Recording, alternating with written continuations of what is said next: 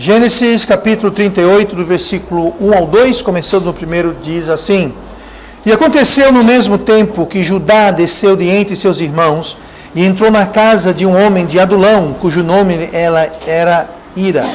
E viu Judá ali a filha de um homem cananeu, cujo nome era Sua, e tomou-a por mulher e a possuiu. E oremos.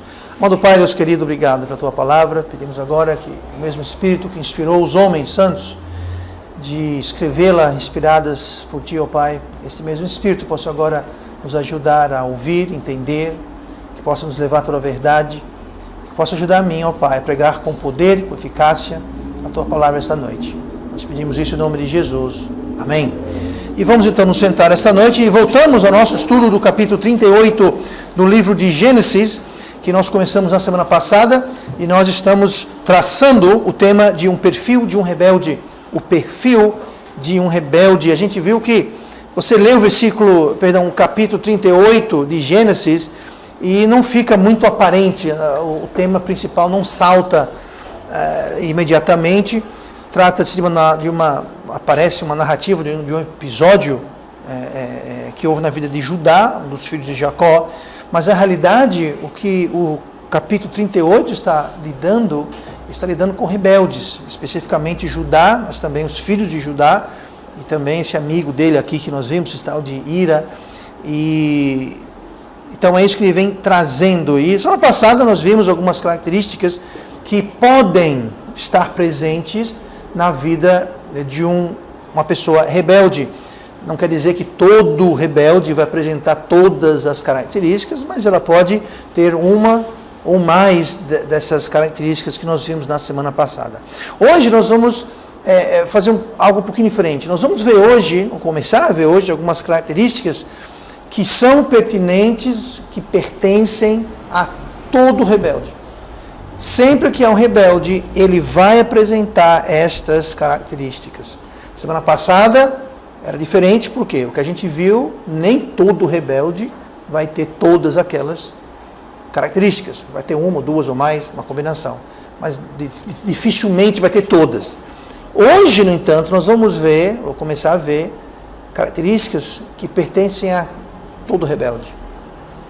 Ou seja, se a gente identifica isso, se a gente identifica se quer uma dessas características, é para a gente ficar com a antena ligada, ficar esperto, porque ali tem coisa. Tá? Mas nós vamos começar a ver, e hoje nós vamos ver, não todas, vamos começar essa semana que vem termina, mas tudo que a gente vai ver hoje, semana que vem, nós vamos encontrar na vida de qualquer pessoa rebelde. Tá? E rebeldia é uma coisa séria. O intuito que Deus tem de mostrar o perfil de um rebelde para a gente, é para que a gente possa ficar atento, e para duas coisas. Número um, para que nós não sejamos rebeldes. Nós não sejamos pessoas que se encaixam dentro de um perfil de uma pessoa rebelde.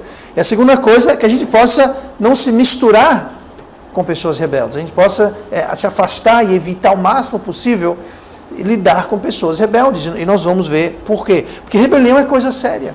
Lá em 1 Samuel capítulo 15 e versículo 23, e aqui está falando sobre um episódio na vida do rei Saul, que estamos estudando aos domingos pela manhã. Mas aqui, o profeta Samuel, ele está dando um recado, ele está falando com o rei Saul, e ele fala assim: porque a rebelião, veja bem, rebelde, né? Sobre rebelde. Porque a rebelião é como o pecado de feitiçaria. Olha que interessante. Deus está dizendo que a rebelião, é um pecado, porque está comparando, é como o pecado de feitiçaria. Bruxaria, gente.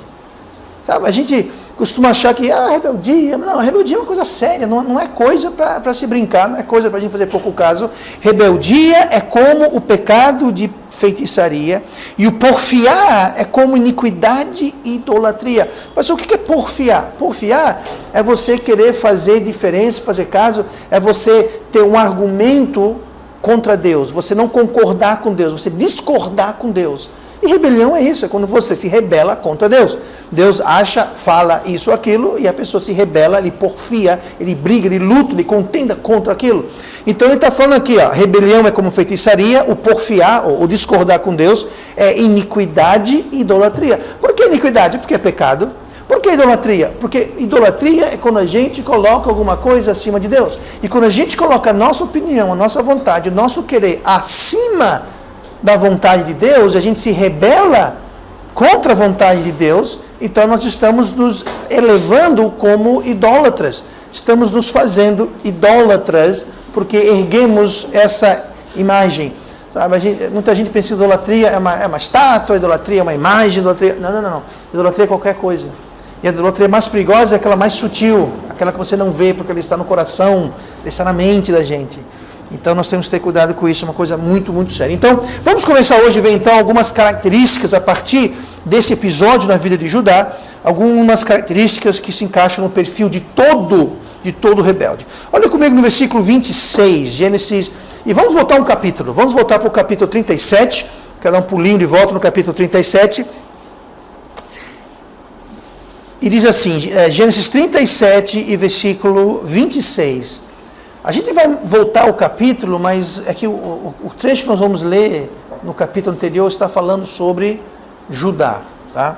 Então, Gênesis 37, versículo 26, fala assim: Então Judá disse a seus irmãos: Que proveito haverá que matemos a nosso irmão e escondamos o seu sangue? Vinde e vendamo-lo a estes ismaelitas, e não seja a nossa mão sobre ele, porque ele é nosso irmão, nossa carne. E seus irmãos obedeceram. Veja só, todo rebelde tem uma coisa comum: eles não temem Deus. Algum problema, senhoritas? Tá bom. Rebeldes não temem Deus. Veja aqui que no texto de hoje, a gente lê no versículo 1, aconteceu no mesmo tempo que Judá desceu de entre seus irmãos e entrou na casa de um homem de Adulão, cujo nome era Irá, e viu ali a filha de um homem, etc. e tal. Tanto no versículo 1 do capítulo 38, quanto no versículo 26 do capítulo anterior, 37, Judá não pensou duas vezes em deixar seus irmãos, aqui no versículo 1 do 38, ele deveria estar com seus irmãos. Seus irmãos trabalhavam juntos com os rebanhos do pai. E lá, aqui ele falou, aconteceu no mesmo tempo que Judá desceu diante de seus irmãos. Quer dizer, ele deixou o rebanho, deixou seus irmãos, deixou o trabalho, deixou suas responsabilidades e foi-se embora. Deixou eles lá e foi para Canaã, entrou na casa dessa pecinha rara aqui, está de Irá. Ele não temia Deus, não temia as consequências de Deus. No versículo 30, no capítulo 37, o mesmo Judá não pensou duas vezes em vender o irmão dele. Aí precisa falar assim, não, pastor, peraí, mas eles iam matar José. Eles jogaram José numa cova, eles iam matar José. Na realidade, Judá ele salvou a pele de José. De fato ele salvou a pele dele, mas ele não estava pensando em salvar a pele de José. Ele estava pensando, sabe em quê? Nisso aqui, ó. Olha o que ele fala. Então disse Judá a seus irmãos, que proveito haverá? Ele não estava interessado em ajudar José, seu irmão, que estava ali em apuros, implorando por sua vida. Semana passada a gente viu que ele pediu, suplicou por vida. Não façam isso comigo. Eu sou o seu irmão. Ele não estava. Se tivesse interessado em ajudar, ele falava, gente, vamos para essa palhaçada, vamos trazer José, nosso irmão, vamos lá. Esquece, morreu aqui, tinha tudo para trás. Não. Ele está preocupado, se a gente matar ele, nós vamos lucrar o que com isso? Então, em vez de matar, a gente quer se livrar dele, não é? Então faz disso, a gente vende ele para os egípcios, a gente se livra dele, nunca mais vamos ver ele, e ao mesmo tempo a gente faz dinheirinho. Ele não estava temendo Deus. Ele está pensando em Deus aqui? Está pensando que Deus acharia disso, ele tinha no poder dele salvar ou influenciar os irmãos para salvar José, o caçula? Ele não fez nada disso. Ele está se preocupado com proveito. O que eu vou ganhar com isso? Já sei, posso ganhar uma grana se a gente, ao invés de matá-lo, a gente vende. Nunca mais vamos ver ele, talvez vai morrer na escravidão, vai morrer para lá, mas a gente vai ganhar um dinheirinho. Então, não havia temor de Deus ali entre os irmãos dele, não havia temor de Deus na vida de Judá. Por quê? Porque Judá era um rebelde, como começamos a ver na semana passada. E todo rebelde, ele não teme a Deus. O temor de Deus é como uma bússola para o crente. Uma bússola, ela aponta para o norte. Através da bússola você pode traçar um caminho, você pode navegar e chegar no seu destino sem se perder. E o temor de Deus faz isso. Se a gente deixar o temor de Deus nos guiar, resolve e evita uma multidão de problemas. Mas quando não há o temor de Deus, a gente fica sem bússola, a gente fica à deriva. Nós moralmente ficamos à deriva. Nós fazemos coisas erradas e se o temor de Deus não vem nos acusar, não vem nos perturbar, não vem nos guiar, a gente faz as piores espécies de coisas na nossa vida. Por quê? Não temos temor de Deus. Quem teme Deus, pensa 2, 3, 4 vezes antes de fazer alguma coisa e geralmente não faz. Por quê? Porque eu temo Deus. Deus está vendo tudo, Deus é poderoso, minha mão está na mão de Deus, Deus pode abrir porta, fechar porta, pode me levantar na cama e colocar na cama da doença, Ele pode me dar um emprego, tirar meu emprego, eu sou totalmente dependente de um Deus todo-poderoso que tudo sabe. Eu vou implicar com Deus? Não. Eu temo a Deus. Judá não tinha isso. Então, não só Judá, mas também os irmãos deles. Eles também preferiram lucrar alguma coisa. Então, o resultado da rebelião, o resultado do temor de Deus é rebelião. Você não teme Deus, você vai fazer alguma coisa contrária a Deus. E quem não teme Deus, não teme a autoridade que Deus colocou sobre ele. E rebelião, a gente se rebela contra a autoridade, seja de Deus, ou seja a autoridade que Deus delegou a alguém. Então, a primeira coisa que é comum para todos os rebeldes, pode ser um adulto, uma criança, um jovem, pode ser quem seja, não interessa, mas todo rebelde vai ter essa característica. Ele ou ela não teme Deus. Não conte com a pessoa fazendo ou não fazendo alguma coisa pelo temor de Deus, porque um rebelde não teme a Deus. É o que faz dele um rebelde. Tá? Segunda coisa, vamos voltar para o versículo, o capítulo 38 e versículo 2, e aqui a gente vai ver que rebeldes, além de não temer Deus, os rebeldes, eles não têm uma convicção, eles não têm convicção própria. Olha o que fala aqui o versículo 2, e viu Judá ali a filha de um homem cananeu, cujo nome era sua, e tomou-a por mulher e a possuiu. Então, o rebelde não teme Deus, o rebelde não tem convicção. Você pergunta, pastor, essa palavra convicção, o que quer dizer? No dicionário, a palavra convicção é definida da seguinte forma: crença ou opinião firme a respeito de algo com base em provas ou razões pessoais. Então, convicção é quando você crê, você tem uma coisa, uma opinião, uma crença, e você crê naquilo. Não é uma coisa que alguém impõe em você. Uma convicção é uma posição voluntária e pessoal que a gente adota. Por exemplo, uma convicção pessoal que eu tenho é que eu devo ir para a igreja todo domingo. Pronto. Então, isso é uma coisa que eu faço, uma convicção que eu tenho. Tá? Muitas pessoas aqui já ouviram isso. Tem gente que vem para você e fala: por que você não faz isso ou aquilo? Por que você não vai aqui ou ali? É porque a sua igreja proíbe? É porque o seu pastor proíbe? A resposta correta é não. Aqui na igreja a gente não proíbe nada, cada um faz o que quer, cada um vive a sua vida. Agora, você deve ter convicções. Agora, você tem as suas convicções. Eu tenho as minhas convicções eu baseio na palavra de Deus. Eu aconselho você a fazer as suas convicções baseadas na palavra de Deus. Mas uma convicção é algo pessoal e voluntário. Se é alguma coisa que é forçado, eu faço aquilo porque senão o pastor vai me pegar. Bom, isso não é uma convicção sua. Está fazendo isso a pulso, está fazendo isso forçado, coagido, ameaçado, induzido. Mas, entenda, pessoas que são rebeldes, elas não têm essas convicções pessoais. Aliás, elas têm, mas não são baseadas na Bíblia. Elas seguem um ritual, digamos assim, elas seguem um comportamento, mas não é porque eles creem. Então a pessoa pode até vir para a igreja, não pode não fazer isso, pode não fazer aquilo. Então eles podem até ter uma série de coisas na vida dele, mas eles não fazem aquilo por convicção própria, eles fazem aquilo por um outro motivo, mas não é convicção própria. E rebeldes eles são assim. Judá, voltando aqui, Judá, como já vimos aqui, não pensou 2 vezes em deixar seus irmãos lá e ir para o mundo, não pensou agora 2 vezes em casar com a mulher do mundo.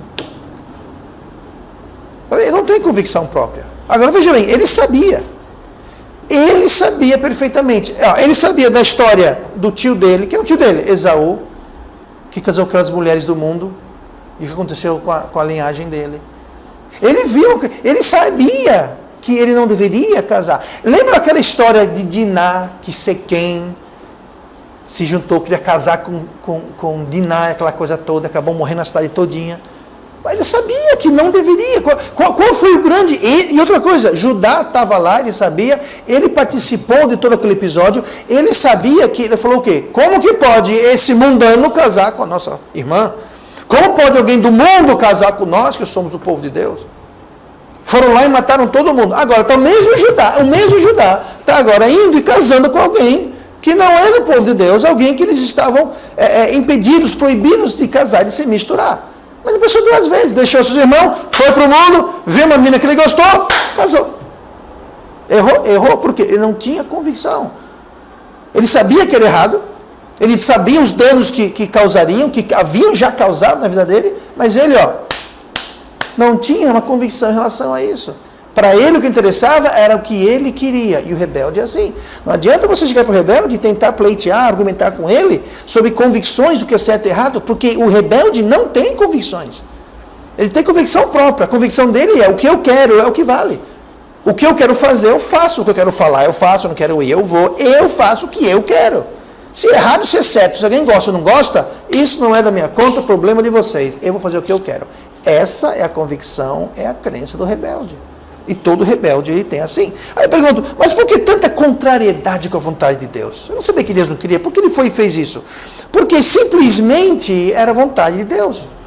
E o rebelde é rebelde por quê? Porque ele se rebela contra a vontade de Deus. Judá queria a vontade de Judá. Agora, antes da gente ficar muito revoltado, indignado com Judá, muitas vezes a gente faz a mesma coisa. A gente sabe que Deus quer que a gente ande por certo caminho, a gente sabe que Deus quer que a gente proceda de uma certa forma, a gente sabe o que Deus quer para a gente, e mesmo assim, a gente se rebela. Por quê? Porque a gente não tem uma convicção sobre algumas coisas na Bíblia. Eu sei o que Deus quer, mas não é o que eu quero. Eu sei o que Deus pensa, mas não é o que eu penso. Então é isso que faz um rebelde. Por isso que eu digo, um rebelde, ele não tem convicção, um rebelde não teme Deus. Ele não tem problema nenhum em falar, Deus, eu sei o que você quer, mas não é o que eu quero, com licença, me deixe em paz. O rebelde faz isso. E não vê nenhum problema com isso. Acha isso natural. E é isso que Judá aqui está fazendo. Apesar de todos os exemplos que ele havia visto na vida dele e sabia. Ele sabia que o povo não era para ficar se misturando. Então, apesar de saber na mente, ele não cria no coração. E esse é o grande problema. Mais cedo ou mais tarde, nós temos que ter uma convicção de por que a gente crê do modo que a gente crê. Por que é importante fazer o que eu faço? Por que é importante ser como eu sou? Por que é importante as coisas que eu evito fazer? Por que essas coisas são importantes? Se é só porque o pastor falou, não vai durar muito tempo, gente. Nós temos que entender, nós temos, como Pedro fala, dar razão, dar um motivo, dar uma explicação da nossa fé. Por que você crê como você crê? Por que você não faz as coisas que você não faz? Por que você faz as coisas que você faz? Tá? E nós temos que então ter isso, porque senão a rebeldia, ela entra em nossos corações. Então, rebeldes, eles jogam suas convicções pela janela assim que tem liberdade. As convicções que os rebeldes têm. Então, o rebelde, ele age assim, age assado, faz assim, faz assado, mas assim que ele tem um pingo de liberdade, um mínimo de liberdade, ele joga tudo pela janela e faz o que ele bem quer. Tipo, filhos quando crescem, saem de casa. Casam, vão morar sozinhos, ou vão estudar, vão trabalhar, enfim. Estou livre. Rapidinho você vê se as convicções que eles tinham eram deles ou era só dos pais. Porque nesse momento que tem a liberdade, aí rapidinho eles deixam de ir para a igreja. Antes eu ia porque era forçado. Agora, se você não forçar, ele não vai. Eu leio a minha Bíblia. Lia porque forçava. Se não forçar, não vou ler minha Bíblia. Eu fazia isso. Mas fazia forçado. Se não forçar, não faço. Assim que você tira a pressão, assim que você tira a regra, eles correm. Se você não está no pé deles, eles abrem. Por quê? Porque eles não têm convicção. Então, alguém que não tem essas convicções bíblicas, cuidado. Porque isso é uma característica de todo rebelde. Assim como a falta de temor de Deus. Alguém que vive como se Deus não está sabendo, nem ligando para o que a gente faz. Alguém que vive assim é uma característica, é um traço de uma pessoa rebelde. E nós temos que ter cuidado com rebeldia, porque rebeldia é como rebelião, rebeldia e rebelião é como pecado de feitiçaria. E Deus não acha muita coisa boa de feitiçaria. E nem você, e nem eu achamos. E o porfiar com Deus é iniquidade e idolatria. Vamos para o capítulo, ficar no capítulo 38, vamos para o versículo 3, essa noite, versículo 3 fala assim: e ela concebeu e deu à luz um filho, e chamou-lhe e tornou-lhe a conceber e deu à luz um filho, e chamou-lhe Onã. E continuou ainda e deu à luz um filho, e chamou-lhe Selá. E Judá estava em Quezibe quando ela o deu à luz. Terceira coisa que vamos ver hoje, vai ser a última coisa que vamos cobrir hoje. Características que pertencem a todo rebelde. 1, não temem Deus. 2, não tem convicção. E número 3, todo rebelde não tem responsabilidade. Todo rebelde é irresponsável. Pastor, o que tem irresponsabilidade a ver com esse texto? Bom, olha comigo aqui, ó. Quantos filhos aqui Judá teve? 3. Quem deu nome aos 3 filhos de Judá? Sabe quem foi? A mãe. Olha aqui. E ela concebeu. Então o sujeito aqui da sentença é ela. Ela quem? Ela a mãe. Ela concebeu, ela fez 2 coisas. Ela concebeu e deu à luz. E o quê? Chamou-lhe. Quem chamou-lhe? Ela concebeu, deu à luz e chamou-lhe. Quem? Ela. Tá? Eu sei que foi ela que concebeu, eu tenho certeza que foi ela que deu à luz. Eu sei que não foi ele. Isso eu sei por fato. E no mesmo fôlego, quem foi que chamou-lhe? Foi ela. Aí você vê ali o próximo. Tornou a conceber e deu à luz um filho. E chamou-lhe Onã. Quem deu o nome de Onã para ele? Ela. Ela quem? A mãe. E continua ainda e deu à luz um filho. E chamou-lhe, sei lá. Quem foi que deu os 3 nomes para os 3 filhos? Ela, a mãe. Sim, pastor, e daí? E daí que isso pertencia, isso é o trabalho do pai. Aí você vê assim, final do versículo 5. E Judá estava onde? E Judá estava em Quezibe, quando ela deu a luz.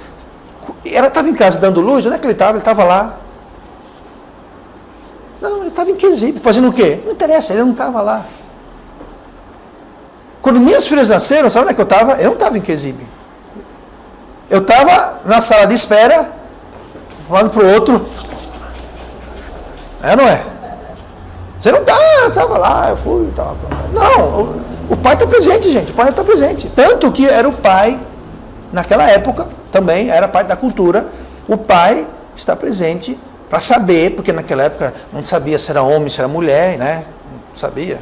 E todo mundo queria homem naquela época, né? Porque o homem trabalhava, era chefe de família, aquela coisa toda, herdeiro, aquela coisa toda, né? Mas então o homem estava lá que ele queria saber, é homem, é mulher, e 2, vou dar um nome. Era parte do ritual, era parte do processo, era algo importante. Os 3 filhos, ele não estava lá para nenhum. Fala aqui, e Judá estava em Quezibe. Então veja bem, como é irresponsável. Ele não estava nem aí. Eu tenho um filho, ó. O que ele fez em Quezibe? Eu sei lá o que ele estava fazendo em Quezibe, estava trabalhando, estava farrando. Eu não sei o que ele estava fazendo em Quezibe. Eu sei de uma coisa, ele não estava onde ele deveria estar. Ele não estava onde ele deveria estar. Então, eu pergunto, qual é a responsabilidade dele? Nenhuma. Ele não estava por perto. Ele era um pai e marido ausente. Sabe, se o homem não está lá, no nascimento do filho, ele não vai estar lá para um bocado de coisa, gente. Ele provavelmente, que tudo indica aqui, era um pai e marido ausente, não se fazia presente. Tá?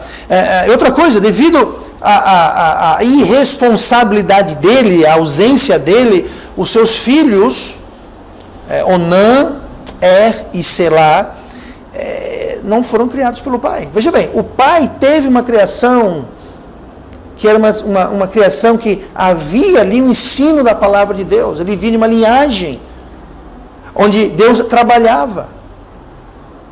Ele não seguia muito, mas ele sabia. Ele não passou isso para os seus filhos. Por quê? Porque ele era ausente, não estava lá quando nasceram, não estava lá, ser um pai ausente, não fazia parte. E o que aconteceu é que eles foram criados e educados pela mãe. A mesma mãe que deu um nome para tudinho, criou tudinho. Só que ela era o quê? Era pagã, era de Canaã. Ela não conhecia Deus, ela não conhecia as histórias de Abraão, de Isaac, o pai Jacó, ela não sabia de nada. Eles não tinham as revelações que os patriarcas haviam tido, não tinha a liderança que tinham tido, não tinha essa influência que eles tinham tido. Ele tinha, ela não tinha, mas ele era ausente, ele não era presente. E os filhos cresceram sobre a tuição da mãe pagã e cresceram maus, cresceram mundanos. Cresceram pessoas más. Por quê? Porque o pai que poderia ter colocado alguma coisa, poderia ter acrescentado alguma coisa, não estava lá, não estava nem aí. Ele era irresponsável, como todo rebelde. O resultado é o quê? Olha no versículo 7. Porém, o primogênito de Judá era mau aos olhos do Senhor, por isso o Senhor o matou. Você vê, ele era ausente, foi criado pela mãe, tão pecinha boa que ele era, que Deus precisou matá-lo. Quem sabe se ele tivesse ficado em casa um pouquinho mais, tivesse educado um pouquinho mais, tivesse dado um exemplo, ele com certeza não deu um bom exemplo. Nem exemplo, nem palavras, nem nada. Quem sabe ele poderia ter poupado a vida de poderia ter tido uma vida longa e frutífera. Não, morreu. Acabou ali mesmo. Olha o versículo 10. E o que fazia era mal aos olhos do Senhor, pelo que também o matou. Aí o número 2 dele, Onã, morreu também. Por quê? Era um homem mau. Por quê? Porque o pai era um pai irresponsável. Gente, olha, pais, nós temos uma responsabilidade com os nossos filhos. E aqui no caso de Judá estava nem aí com nada. Não estava presente, pai ausente, e o resultado foi esse. Então, num lar fora de controle, num lar onde não há controle devido à rebeldia dos pais, Judá era o rebelde, a mãe dele, eu não sei se era rebelde, porque ela não conhecia Deus, não conhecia a palavra de Deus, não conhecia as coisas de Deus, então ela era o que ela era. E num lar desse, com rebeldia, quem pagou o preço foram os filhos. Os filhos sempre pagam o preço. Então nós temos que ter cuidado, gente, cuidado com isso. Então Ju sabia, ou deveria saber como prosseguir, como se portar, mas como todo rebelde, ele é irresponsável. O rebelde está se lixando para as consequências. O rebelde, ele não está se preocupando com o que a rebeldia dele vai causar na sua vida. O rebelde, ele não está pensando em ser responsável, em não causar dor, tormento, tragédia na vida das pessoas. Ele está nem aí com isso. Judá não estava nem ligando aí que os filhos iam morrer, não iam morrer, se dar bem. Eu vou viver minha vida, eu vou para Quezíbe. Fazer o quê? Eu não sei, eu vou para Quezíbe, eu não estou interessado em ficar por aqui não. Os 3 filhos nasceram, as 3 vezes não estava lá, a própria esposa a mãe que deu o nome, por quê? Porque não estava lá, se estivesse lá ele dava o nome, ele não deu o nome. E o responsável, ele não está pensando adiante, não está pensando se aquilo vai machucar alguém, está pensando se aquilo vai destruir uma família, vai destruir uma amizade. Ele não está ligando se aquilo vai causar dano para alguém. Não está nem aí. Total irresponsabilidade. Total irresponsabilidade. Então nós temos que ter cuidado em reconhecer rebeldes por causa disso. Como eu falei no começo, Deus está dando essas dicas para a gente se vigiar e para a gente ver com quem a gente anda. Porque se a gente anda com pessoas rebeldes, e a pessoa rebelde é irresponsável, e está pouco ligando para as consequências na vida das pessoas que o cercam, vai sobrar para a gente. Vai sobrar para a gente. Se a gente insistir em andar com pessoas rebeldes, haverá consequências na nossa vida. E não vá depois você para o rebelde e achar que ele vai ter peninha de você. Não vá para o rebelde achando que ele vai ficar com o coração partido. Não vai, ele está nem aí, gente. Porque para o rebelde, ele pensa em fazer a vontade de Deus? Não, o rebelde não teme Deus, o rebelde não tem convicções junto a com Deus, o rebelde é ele. Eu quero fazer a minha vontade, do meu jeito, na minha hora. Custa o que custar, doe quem doer, não interessa se vai decepcionar você, vai causar tristeza para você, não interessa, isso não faz parte do pensamento deles. Por isso que nós temos que reconhecer para evitar. E nem sempre é fácil, gente. Nem sempre é fácil. E nós vamos ver porque isso nem sempre é fácil na semana que vem. Quando vamos ver mais características da vida de todo rebelde. E nós temos que ficar atento porque às vezes não é tão fácil de reconhecer. E quando a gente reconhece por fim, às vezes já é tarde demais. A gente já está mastigando areia, já está com cascalho na boca, a gente já está pagando o preço, a gente já está com a vida complicada. Então vamos ficar atentos e semana que vem vamos voltar e nós vamos ver algumas outras características de todo o rebelde. E vamos orar. Amado Pai, nosso Deus querido, obrigado pela tua palavra.